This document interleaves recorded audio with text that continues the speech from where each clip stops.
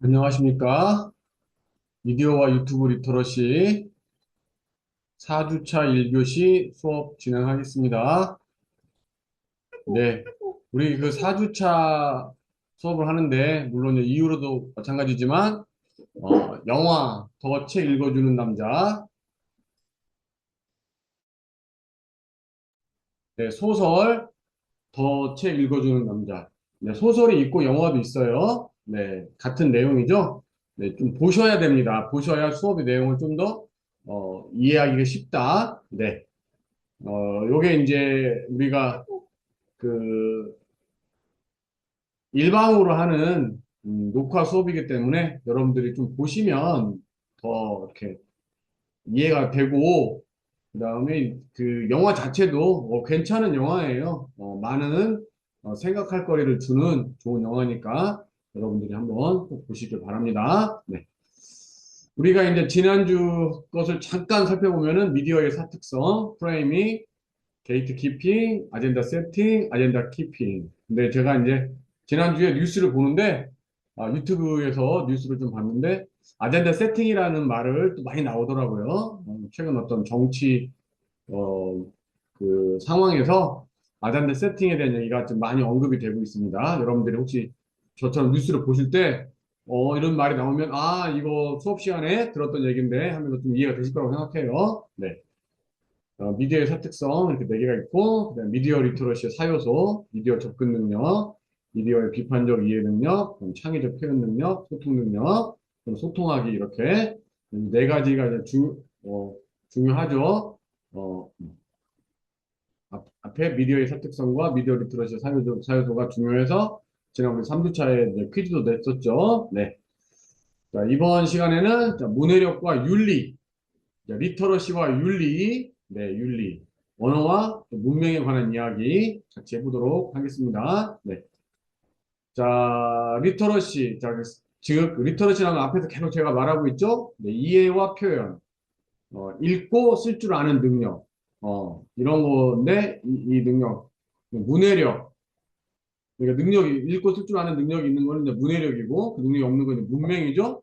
그래서 문해력 또는 문맹과 어떤 삶의 이야기, 이런 걸 해보고자 하는데, 앞에서 말씀드렸던 더 리터러시, 네, 그, 더 리더, 책 읽어주는 남자, 그, 영화하고도 매우 관련이 있어요. 네.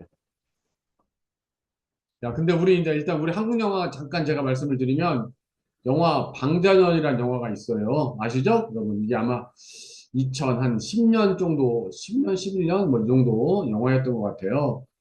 근데 거기서 이제 그 이몽룡이 춘향하고 같이 남원에서 이제 사랑을 나누다가 좋은 시절을 보냈죠. 그래서 이제 서울에 가게 되니까 어, 이 춘향이가 이 영화에서는 남자들과 사랑을 나눌 때마다 어떤 뭐 정원 서약서라 그럴까? 네, 정인 서약 이런 거 서약을 받았어요. 근데 이제 이몽룡이 서울로 가는데 이 정인 서약서를 놓고 가는 것이 좀 깨름직하니까 그거를 이제 자기는 폐기하고 싶은 거예요. 자기가 갈 수 없으니까 방장한테 가서 야, 너 가면은 그 춘향 방이 있고 거기에 이렇게 서랍이 쭉 있는데 서랍장이 있는데 어디서 몇 번째 서랍에 무슨 종이가 있을 거야.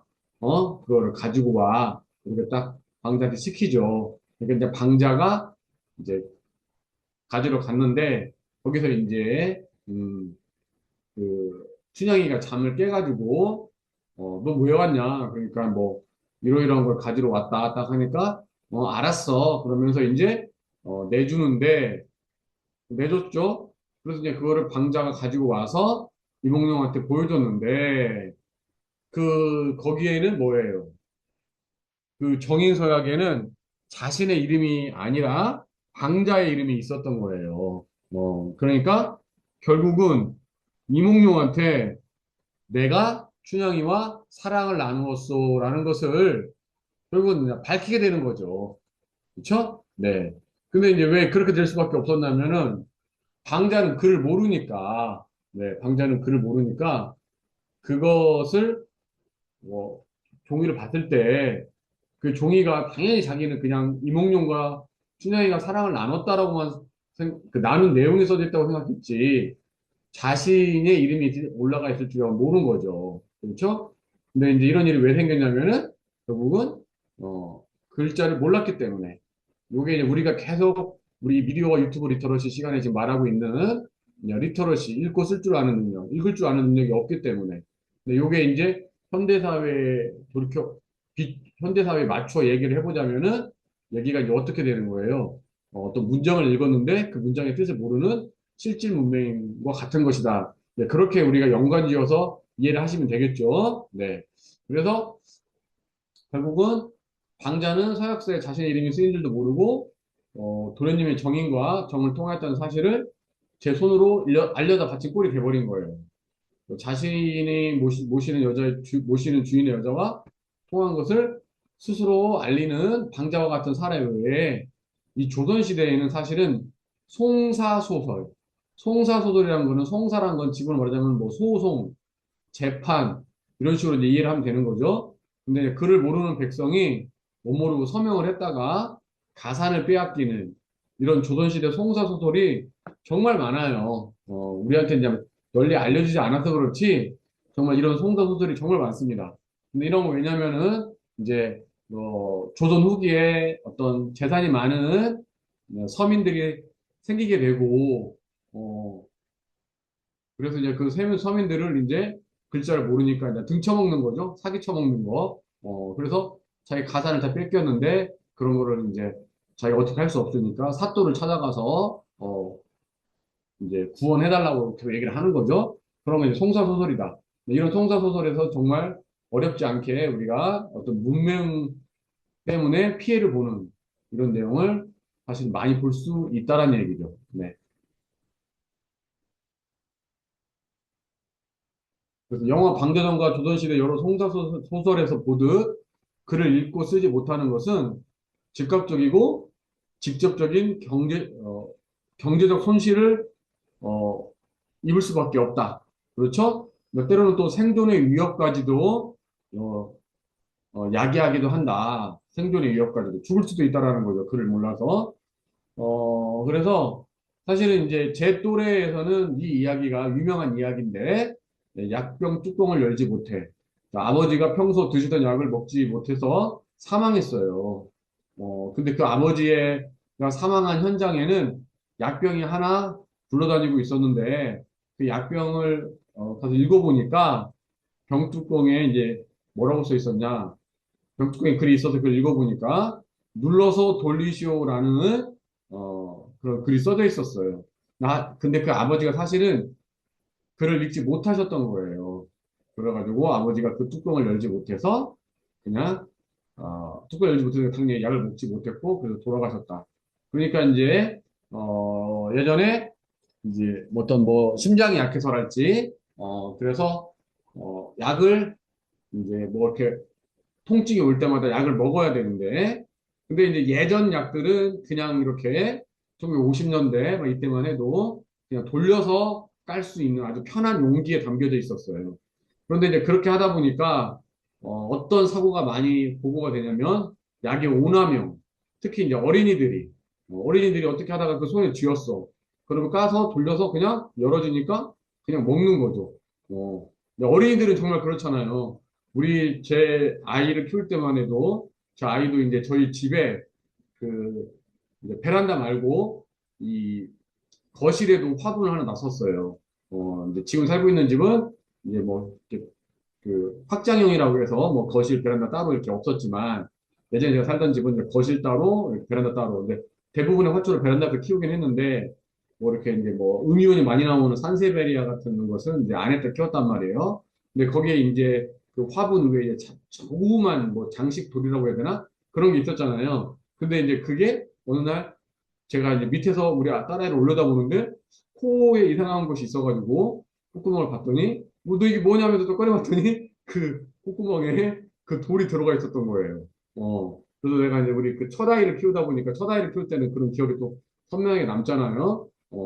우리 첫 아이 같은 경우는 되게 얌전한 아이였는데도 네, 그랬고 그러니까 막 그 집어서 그 코에다 넣은 거죠. 그리고 우리 아마 아들도 그런 비슷한 일이 있었던 것 같아요. 제가 기억은 못 하는데 그리고 저희 아들 같은 경우는 정말 이제 막 엄청 가만히 있지도 못하고 돌아다니는 애여서, 뭐, 사고도 정말 많이 있었는데, 아이들이 막 그렇게 하다 보니까, 우리 제약회사에서 이제 어떻게 한 거예요? 이거를 이렇게 눌러서 돌려라. 눌러서 돌리기 하면은 열어지게끔. 그래서 지금의 이제 거의 모든 약들은 그렇게 되어 있죠? 눌러서 돌리게끔, 모든 약병들이. 네.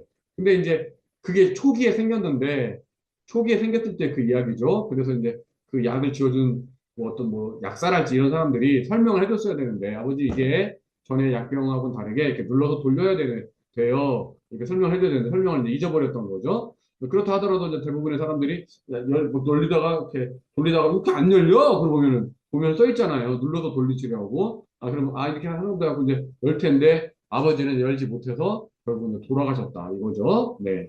음. 그러니까 이런 이제 문명이라는 것이 우리가 어떤 뭐 신체적, 경제적 어떤 손실을 나올 뿐만 아니라 심하게 되면은 이제 목숨까지 앗아간다. 뭐 이런 내용이에요. 네. 그런 내용을 제가 지금 말씀을 드리는 것입니다. 음. 자, 위에 두 사례에서 보듯이 글을 읽고 쓰는 능력의 결핍이 삶의 불편을 가져다 줄 뿐만 아니라 삶 자체를 지속하기 위한 필수 조건을 빼앗는 실질적인 요인이 될 수도 있다. 네. 그래서 이제 문명이라는 것이 우리가 이제 여기서 단순히 지금 제가 말씀드리는 이 문명은 글자를 모르는 문명으로 이해를 하면 안 돼요. 왜 우리나라에서 사실 글자를 모르는 문명이 없어요. 여기서 부르는 문명은 실질 문명이다. 같이 이해를 하셔야 됩니다. 실질 문명이라는 것은 어떤 문장을 읽고도 그 뜻을 이해하지 못하는 거, 해석하지 못하는 걸 말하는 거죠. 네. 자, 그래서 개인적 차원에서는 뭐 단순한 무능력이겠지만 그게 사회적 차원에서는 어떤 불안정이나 혼란 이런 걸 가져올 수 있다. 어, 혼란까지. 그래서 언어의 영향력이라는 것은 개인의 어떤 사회적 활동, 어떤 경제적 능력 이런 것들에 자, 사실은 엄청난 영향을 끼친다. 그래서 우리가 언어라는 것이 하나의 권력이잖아요. 우리가 80년대, 90년대, 뭐 지금도 약간 뭐 그런 경향이 완전히 사라진 건 아니죠. 대한민국에서 영어를 잘하면은 그것이 하나의 권력이었잖아요. 80년대, 90년대 당연히 그랬고 또 전쟁 직후에는 뭐 너무나 당연했고 6.25 전쟁 전에도 그렇고 6.25 전쟁 직후에도 네 그래서 뭐 그 이태준의 소설 미스터 반 같은 걸 봐도 영어를 조금 할 줄 아는 사람이 미군 장교의 통역 역할을 하면서 권력을 또 쓰는 이런 내용도 있단 말이에요. 그러니까 언어 영향력이 장난 아니다. 근데 그런 언어를 우리가 문자 언어를 이해를 못하면 안 되겠죠.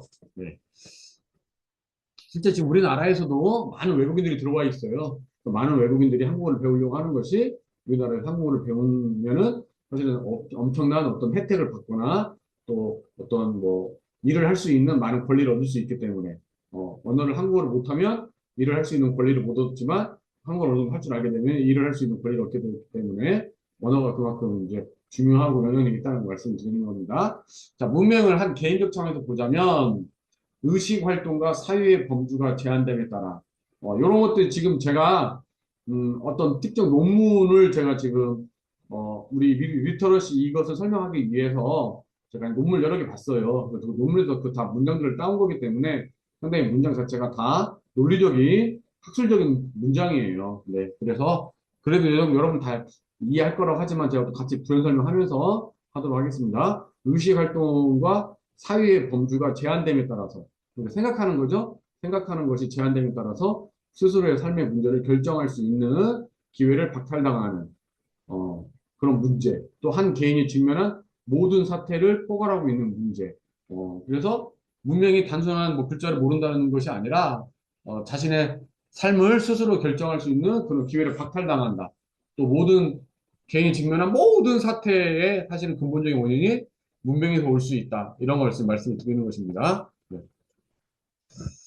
자, 그리고 또 중요한 것이 지금 계속 뭐 1교시, 2교시, 3, 아니 1주차, 2주차, 3주차, 4주차까지 계속 말씀을 드리고 있지만 결국은 우리가 이제 이 문자 언어라는 것이 음성 언어와는 다르게 고등 정신 기능 체계의 향유 수단이다. 그러니까 고급 정보라는 것은 음성 언어를 통해서 다음 세대에게 전달되는 것이 아니라 거의 문자 언어를 통해서 다음 세대에 전달되기 때문에 우리가 그 문자를 모른다면은 거꾸로 우리가 그 어떤 윗세대로부터 고급 정보를 쉽게 말해서 우리 이제 뭐 학술적인 용어로는 고등 정신 기능 체계 이렇게 말하지만 쉽게 말하면 뭐 고급 정보죠. 고급 정보를 물려받을 수 없다. 어, 받을 수 없다. 그럼 내가 얻을 수 없다는 뜻이 되겠죠. 그럴 경우에 뭐냐? 자기 자신을 성찰하고 자기 자신을 돌아보는 성찰과 반성이라는 어떤 윤리의식을 가지지 못하게 된다. 이걸 사실 말씀을 드리는 거예요. 이번 시간 핵심이. 네. 그래서 문명의 문제는 문자 언어의 습득을 통해 독자의 지위를 획득한다. 이런 뜻도 이해되죠, 여러분? 우리가 예전에는 그 문자를 몰랐기 때문에 독자라는 지위를 가질 수 없었어요. 조선시대에 일반 평민들이 한글을 몰랐을 때. 그러면 평민들이 이제 문자를 알게 되면서 이제 독자의 지위를 얻게 되었다라는 거죠. 독자의 지위를 획득함으로써 돌입하게 되는 또 새로운 세계라는 거죠. 그럼 문자적 세계가 새로운 세계. 예. 문자적 세계와 그로 인해 획득할 수 있는 가능성의 영역. 그러니까 단순히 문자를 알았다는 게 아니라, 그 알았다는 그 사실에도 끝나는 게 아니라, 문자를 알므로 해서 그 사람이 그때부터 얻을 수 있는 그 무한한 가능성, 그 가능성의 영역까지 사실은 우리가 실질 문명일 때는 상실하게 돼버린다는 거죠. 이거 사실 엄청난 거죠. 근데 저한테도 사실은, 음, 제가 이제 뭐 여러 가지 개인적으로, 지금 이제 뭐 학교에서 어떤 사업을 받아서 제가 할 수 있는 아직 그 위치까지는 가지 못했죠. 그러다 보니까 이제 저는 이제 개인적으로 뭐 여러 출판사랄지 이런 데와 이제 조인을 해서 일을 뭐 좀 사업을 좀 하고 있는데, 일을 하고 있는데 뭐 큰 사업이라고 할 까지는 없고 하여튼 뭐 개인적인 또 이렇게 제가 이런 학문 체계 안에서 일을 하고 있는데 이제 그런 것들이 다른 사람들이 볼 때는 좀 질문을 해요.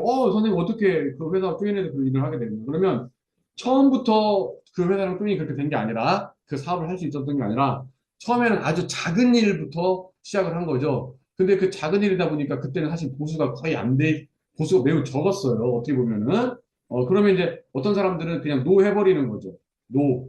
나는 뭐 그 보수 갖고는 거기 일을 못 하겠는데? 근데 저는 항상 무슨 생각을 하냐면은 항상 그것을 함으로 해서 내가 얻을 수 있는 또 다른 가능성.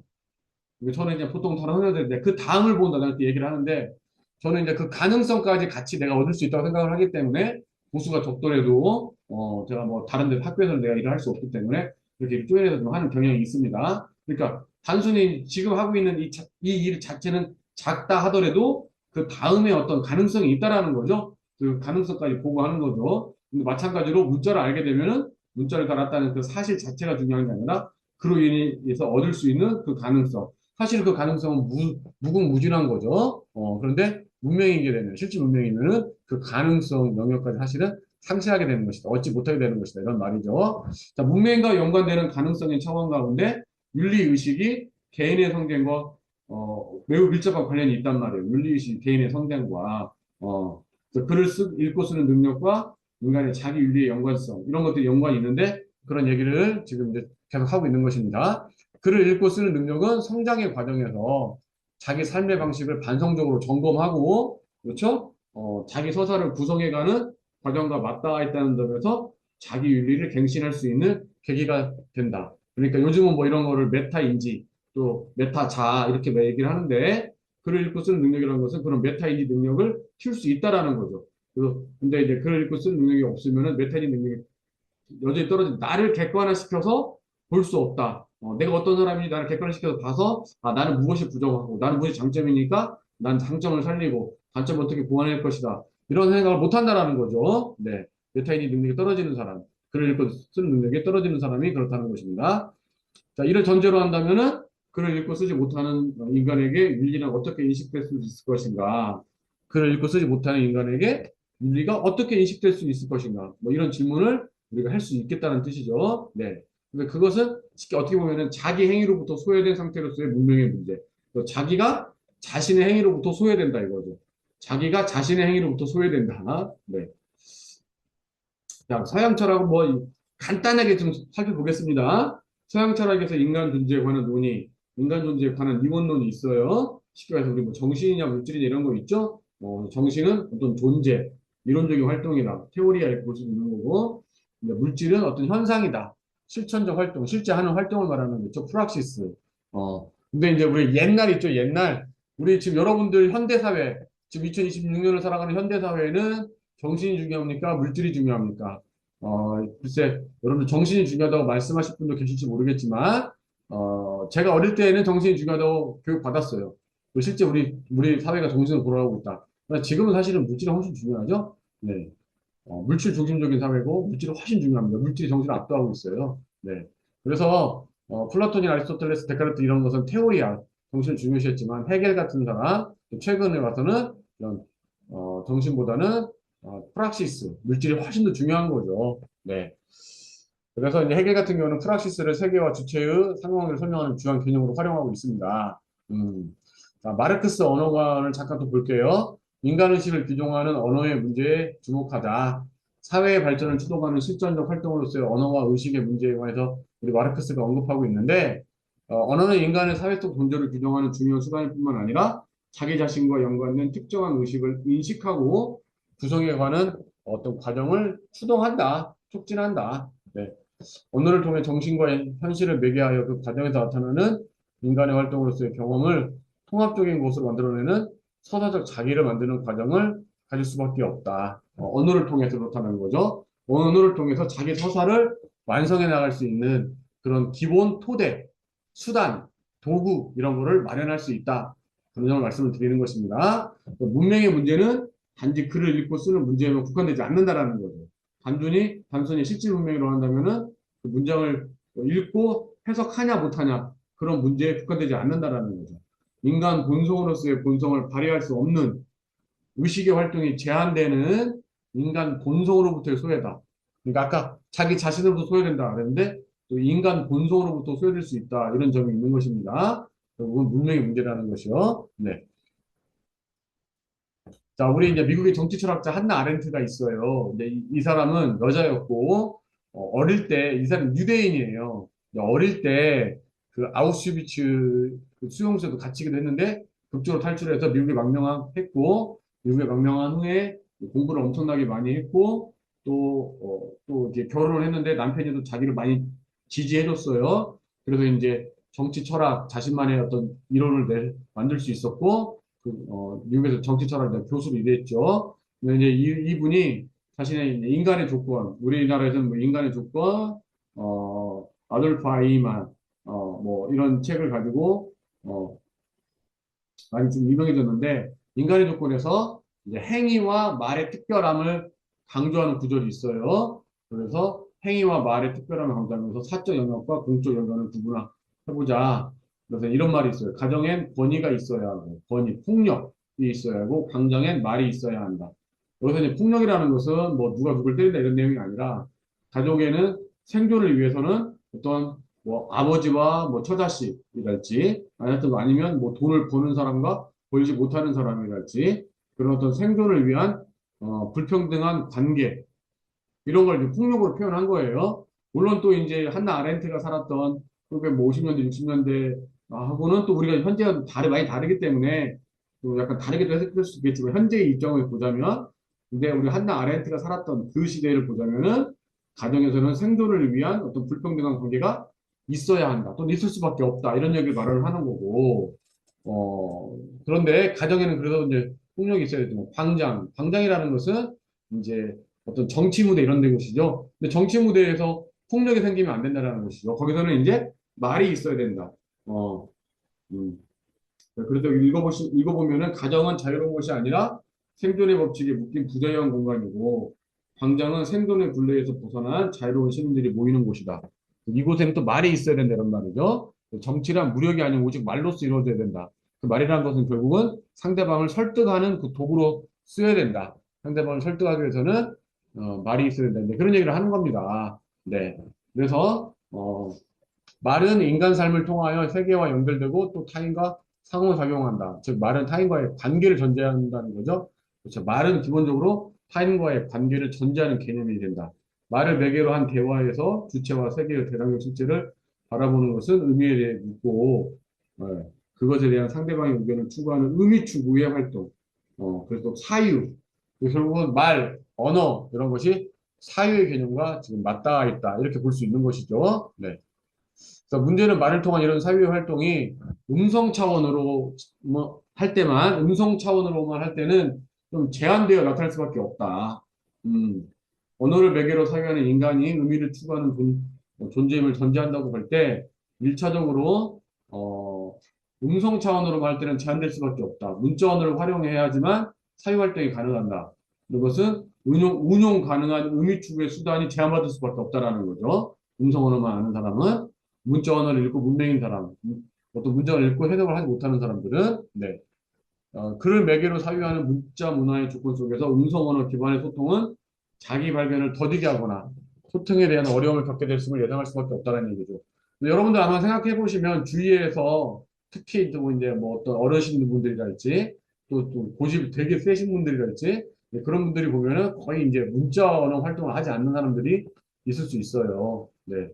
문맹자가 문자 언어를 통해 사유하는 다른 사람과 비교해 변별적 존재가 되고, 그렇죠? 음성 언어만 활동하는 사람 중에 만약에 문자 언어를 사용하는 사람 한 사람이 있다면 그 사람은 상당히 다른 사람과 다른 어떤 변별적 존재가 된다라는 거죠.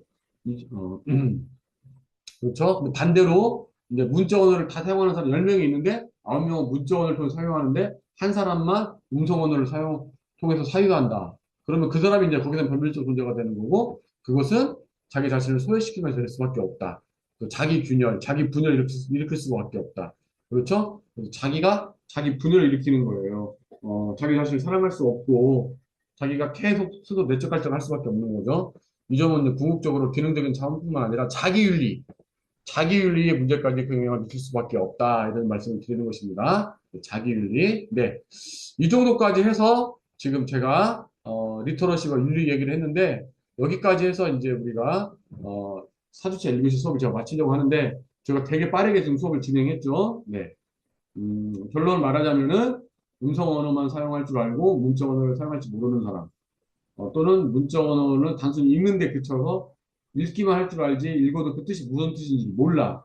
이런 사람들은 자기 사유에 제한이 많이 걸릴 수밖에 없다. 그래서 자기 자신을 반성할 수 없다. 자기 성찰이 없다. 네. 그러면은 사회 활동에서 사실은 많은 부작용을 끼칠 수밖에 없는 거죠. 하여튼 쉽게 말해서 자기 윤리 의식이 없다. 이렇게 이해를 하시면 되겠습니다. 그래서 여기서 일단 우리 제가 정말 말을 빠르게 진행했어요. 네. 이렇게 해서 이번 수업은 자, 여기서 일단은 4주차 1교시 수업은 여기서 일단 마치도록 하겠습니다. 2교시에 계속 이어서 진행하도록 할게요.